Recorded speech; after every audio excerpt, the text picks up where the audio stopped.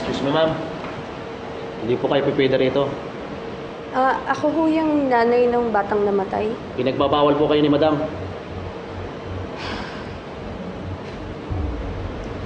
Hindi niyo ako pwedeng pagbawalan pumasok dito. Ngayon, kung ayaw niyo magkagulo, papasukan niyo na lang ako na maayos. Kung hindi, tatawag ako ng polis. Ano ang gas mo pumunta dito?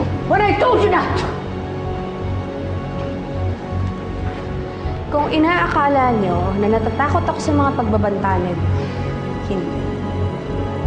Hindi kasama sa binayaran yung services ang katawan ng anak ko. Kaya hindi niyo ako pwedeng pagbawalan pumunta dito.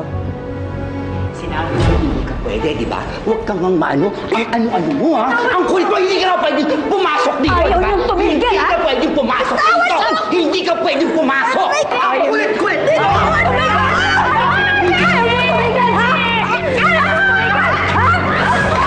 Yung dalawang yan, huwag mong papapasukin yung dalawang yan, ha?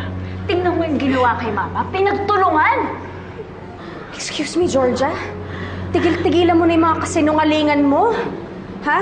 Ang daming tao dito, oh. Nakita nilang lahat kung anong ginawa niyo sa amin. Lahat ng problema ng pamilyang to, sa'yo nagsisimula. Hindi ba? Kaya nawala si Austin nang dahil sa'yo. Kung tutuusin, kasalanan mo kung bakit namatay si Austin. Georgia. Ako pa ngayon ang pabayang ina? Hindi ba't ikaw ang tumatayong ina ni Austin sa pamamahay niyo?